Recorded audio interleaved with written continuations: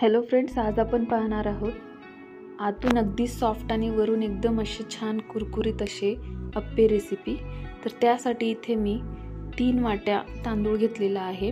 हा तांदूळ अगदी हलक्या क्वालिटीचा आहे आणि त्यासोबत इथे मी 1 वाटी उडदाची डाळ घेतलेली आहे, अर्धा वाटी चना डाळ घेतलेली आहे, 1/4 कप मसूर डाळ, 1/4 कप मूग डाळ व 1 टीस्पून मेथ्या घ्यायच्या आहेत। यामध्ये तुम्हाला आवडत असेल तर यामध्ये तुरीची डाळ पण तुम्ही ॲड करू शकता आणि ती जर टाकणार असाल तर ती पण आपल्याला 1/4 कपच घ्यायची आहे।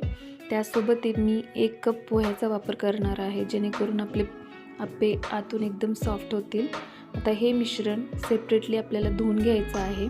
पोहे मी वाटीमध्येच धुवून घेणार आहे व घेतलेले हे सगळं मिश्रण या पातेल्यामध्ये स्वच्छ धुवून घेणार आहे।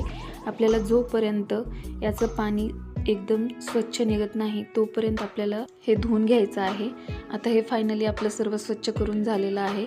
यामध्ये पोहे मी ॲड करून हे मिश्रण आता 4 ते 5 घंटे आपल्याला भिजवून घ्यायचं आहे व 4 ते 5 घंट्यानंतर हे मी मिक्सरच्या साहाय्याने वाटून घेतलेलं आहे व हे वाटलेलं मिश्रण आपल्याला ओव्हरनाईट असंच झाकून ठेवायचं आहे व हे सकाळपर्यंत छान फर्मंट होतं।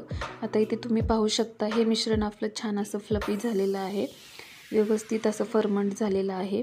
यामध्ये आपल्याला आता टोमॅटो, कांदा, बारीक चिरलेली कोथिंबीर, त्याचबरोबर यामध्ये तुम्ही गाजर, शिमला हे सर्व बारीक करून टाकू शकता। तुमच्या आवडीप्रमाणे यामध्ये तुम्ही आणखी भाज्या ॲड करू शकता।